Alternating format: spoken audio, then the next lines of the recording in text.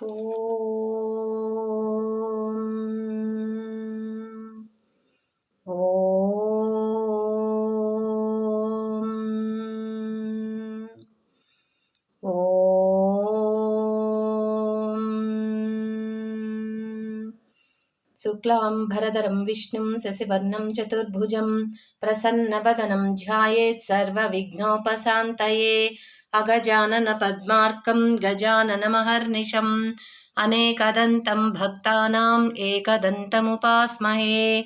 ఓం గురుర్బ్రహ్మా గురుర్విష్ణు గురుర్దేవో మహేశ్వరః గురుః సాక్షాత్ పరబ్రహ్మ తస్మై శ్రీ గురవే నమః. ఓం కార్తీక పురాణము 29వ అధ్యాయము. అంబరీషుడు దూర్వాసుని పూజించుట. ద్వాదశి పారణం. అత్రి మహాముని అగస్త్యుల వారితో ఈ విధముగా సుదర్శన చక్రము అంబరీషునకు అభయమిచ్చి ఉభయులను రక్షించి భక్తకోటికి దర్శనమిచ్చి అంతర్ధానమైన వైనమును చెప్పి తిరుగు ఇట్లు నుడవనారంభించెను. ఆ తరువాత అంబరీషుడు దూర్వాసుని పాదములపై పడి దండప్రణామములాచరించి పాదములను కడిగి ఆ కడిగిన నీళ్లను తన శిరస్సుపై చల్లుకొని, ఓ ముని శ్రేష్ఠ, నేను సంసార మార్గమందున్న యొక్క సామాన్య గృహస్థుడను. నా శక్తి కొలది నేను శ్రీమన్నారాయుణ్ణి సేవింతును. ద్వాదశీ వ్రతం చేసుకొనుచు ప్రజలకు ఎట్టికీడు లేకుండా ధర్మవర్తనుడనై రాజ్యమేలుచున్నాను. నా వలన మీకు సంభవించిన కష్టమునకు నన్ను మన్నింపుడు. మీ ఎడల నాకు అమితమైన అనురాగముండుట చేతనే తమకు ఆతిథ్యమీయవలెనని ఆహ్వానించి తిని. కాన నా ఆతిథ్యమును స్వీకరించి నన్నును నా వంశమును పావనం చేసి కృతార్థుని గావింపుము. మీరు దయార్థ హృదయులు. ప్రథమ కోపముతో నన్ను శపించినను మరలా నా గృహమునకు విచ్చేసితిరి. నేను ధన్యుడనైతిని. మీ రాక వలన శ్రీ మహావిష్ణువు యొక్క సుదర్శన చక్రమును చూచు భాగ్యము నాకు కలిగినది. అందులకు నేను మీ ఉపకారమును మరువలేకున్నాను. మహానుభావ, నా మనస్సెంతో సంతోషముచే మిమ్మెట్లు స్తుతింపవలెనో నా నోట పలుకులు రాకున్నవి. నా కండ్ల వెంట వచ్చు ఆనంద బాష్పములతో తమ పాదములను కడుగుచున్నాను. తమకు ఎంత సేవ చేసినను ఇంకనూ రుణపడియుందును. కాన ఓ పుణ్యపురుష, నాకు మరలా నరజన్మ రాకుండా ఉండేటట్లును సదా మీ బోటి మునిశ్రేష్ఠుల యందును ఆ శ్రీమన్నారాయణ యందును మనస్సు గలవాడనై యుండునట్లు నన్ను ఆశీర్వదించుడని ప్రార్థించి సహపంక్తి భోజనమునకు దయచేయమని ఆహ్వానించెను. ఈ విధముగా తన పాదములపై బడి ప్రార్థించుచున్న అంబరీషుణ్ణి ఆశీర్వదించి, రాజా, ఎవరు ఎదుటివారి బాధను నివారణ గావించి ప్రాణములు కాపాడుదురో, ఎవరు శత్రువులకైనను శక్తి కొలది ఉపకారము చేయుదురో అట్టు వారు తండ్రితో సమానమని ధర్మశాస్త్రములు తెలియజేయుచున్నవి. నీవు నాకు ఇష్టుడవు, తండ్రితో సమానుడవైనవావు. నేను నీకు నమస్కరించినచో నాకంటే చిన్నవాడగుట వలన నీకు ఆయుక్షీణం కలుగును. అందుచేత నీకు నమస్కరించుటలేదు. నీవు కోరిన ఈ స్వల్ప కోరికను తప్పక నెరవేర్చెదను. పవిత్ర ఏకాదశి వ్రతనిష్ఠుడగు నీకు మనస్తాపమును కలుగజేసినందులకు వెంటనే నేను తగిన ప్రాయశ్చిత్తమును అనుభవించితిని. నాకు సంభవించిన విపత్తును తొలగించుటకు నీవే దిక్కైతివి. నీతో భోజనం చేయుట నా భాగ్యము కాక మరొకటి యగునా అని దూర్వాస మహాముని పలికి, అంబరీషుని అభీష్టము ప్రకారము పంచభక్ష పరమాన్నములతో సంతృప్తిగా విందారగించి అతని భక్తిని కడంగుడు ప్రశంసించి అంబరీషుని దీవించి సెలవు పొంది తన ఆశ్రమమునకు వెళ్ళెను. ఈ వృత్తాంతమంతయు కార్తీక శుద్ధ ద్వాదశి దినమున జరిగినది. కాన ఓ అగస్త్య మహాముని, ద్వాదశీ వ్రత ప్రభావమెంతటి మాహాత్యము కలదో గ్రహించితివి కదా. ఆ దినమున విష్ణుమూర్తి క్షీరసాగరమందు శేషశయ్యపై నుండి లేచి ప్రసన్న మనస్కుడైయుండును. కనుకనే ఆ రోజు నాకంతటికి శ్రేష్టతయు మహిమయు కలిగినది. ఆ దినమున చేసిన పుణ్యము ఇతర దినములతో పంచదానములను చేసినంత ఫలమును పొందును. ఏ మనుజుడు కార్తీక శుద్ధ ఏకాదశి రోజున శుష్కోపవాసముండి పగలెల్లా హరినామ సంకీర్తనచే గడిపి ఆ రాత్రి అంతయు పురాణమును చదువుతూ లేక వింటూ జాగరణ చేసి ఆ మరునాడు అనగా ద్వాదశి నాడు తన శక్తి కొలది శ్రీమన్నారాయణుని ప్రీతి కొరకు దానములిచ్చి బ్రాహ్మణులతో కూడి భోజనం చేయునో అట్టివాని సర్వపాపములు ఈ వ్రత ప్రభావము వలన పటాపంచలైపోవును. ద్వాదశి దినము శ్రీమన్నారాయణునకు ప్రీతికరమైన దినము కనుక ఆనాడు ద్వాదశి గడియలు తక్కువగా యున్నను ఆ గడియలు దాటకుండగానే భుజింపవలెను.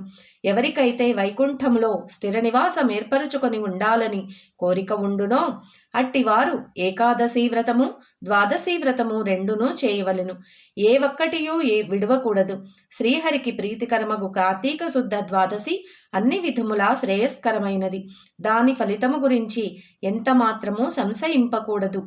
మర్రి చెట్టు విత్తనము చాలా చిన్నది అయినను అదే గొప్ప వృక్షమైన విధముగా కార్తీక మాసములో నియమానుసారముగా చేసిన ఏ కొంచెము పుణ్యమైనను అది అవసాన కాలమున యమదూతలు పాలు కానీయక కాపాడును. అందులకే ఈ కార్తీక మాస వ్రతము చేసి దేవతలే కాక సమస్త మానవులు తరించిరి. ఈ కథను ఎవరు చదివినను లేక వినినను సకలైశ్వర్యములు సిద్ధించి సంతాన ప్రాప్తి కూడా కలుగును అని అత్రి మహాముని అగస్త్యునకు బోధించిరి. 29వ రోజు పారాయణం సమాప్తం. ఓం నమః శివాయ. ఈరోజు మనము తెలివి, వివేకం అనే వాటికి గల తేడాని, వాటికి గల విశిష్టతను తెలుసుకుందాం. తెలివికి వివేకానికి తేడా ఉంది. ప్రతి జీవికి దాని స్థాయి తెలివి దానికుంటుంది. దాంతోనే అవి కూడు సంపాదించుకుంటాయి, శత్రువు నుంచి రక్షణ పొందుతాయి. అయితే ఆ తెలివిని ఎందుకు ఎలా వాడాలో నిర్ణయించుకునే సామర్థ్యమే వివేకం. అది మనిషికి మాత్రమే సొంతం. మనిషి జీవితాన్ని సార్థకం చేసుకోవటానికి వివేకం అవసరం. సకల జీవులు ఆ పరమాత్ముడి అంశతో జన్మించినవే అనే వివేకం లోకానికి తగిన మేలు చేస్తూ జీవించాలనే జ్ఞానాన్ని ఇస్తుంది. బాల్యంలో ఎవరికీ జీవితం గురించి ఏ విధమైన అవగాహన ఉండదు. ఏ సమయానికి ఎలా నడుచుకోవాలో ఏమీ తెలియదు. అవన్నీ పెద్దలే పిల్లలకు నేర్పుతారు. ఇంట బయట ఎక్కడ ఎలా ఉండాలో, ఏవి తినవచ్చో ఏవి తినకూడదో, ఎవరు ఎవరితో ఎలా ప్రవర్తించాలో అన్నీ ఇతరులను చూసి కొన్ని, అనుభవముతో మరికొన్ని నేర్చుకుంటారు. ఆ విషయ పరిజ్ఞానం గురించి మన పెద్దలు, శ్రేయోభిలాషులైన పూర్వీకులు వివేకంతో మార్గదర్శకత్వం చేశారు. అయితే స్వార్థం మితిమీరినప్పుడు వివేకం నశిస్తుంది. జీవితమంటే ఆధ్యాత్మిక, భౌతిక అనుభూతుల కలయిక. ఆ రెండింటి ప్రగతికి వివేకం అవసరం.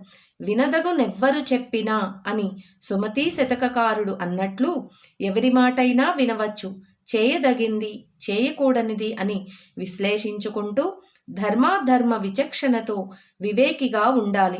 ఎవరైనా ఉన్నత స్థితికి ఎదగాలని కోరుకోవటం సహజమే.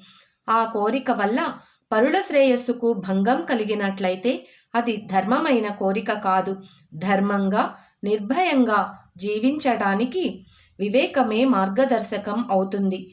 వివేకవంతుల ఉనికి లోకానికి శ్రేయోదాయకం. మనిషి వివేకవంతమైన జంతువు అని ఆంగ్లంలో నానుడి. కొన్ని జంతువులలో సైతం వివేకాన్ని గమనించవచ్చు. పెంపుడు జంతువులు తమ యజమాని ఆదేశాలను అర్థం చేసుకుంటాయి.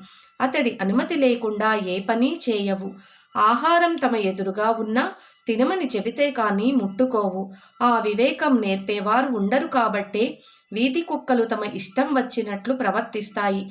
అట్లాగే నేడు కొందరి ప్రవర్తనలోనూ వివేకం కొరవడుతోంది. దానివల్ల సమాజం అస్తవ్యస్తమవుతోంది. ఇతరులకు ఇబ్బంది కలగకుండా తమ అవసరాలు, ఆకాంక్షలపై కొంత అదుపు పాటించటం వివేకవంతుల లక్షణం. అదే ఆధ్యాత్మిక సాధనలో లోకా సమస్త సుఖినో భవంతు అనే భావనను అర్థవంతం చేస్తుంది. ఆ సాధనలో అంతర్భాగమైన దైవభక్తిని ప్రబోధించటంలో పాటు లోకానికి సరైన మార్గదర్శకత్వం వహించిన నరేంద్రుడు వివేకానందుడిగా ఆదర్శప్రాయుడు అయ్యాడు. పరుల శ్రేయస్సు సైతం ప్రధానం అనే వివేకమే మానవత్వం.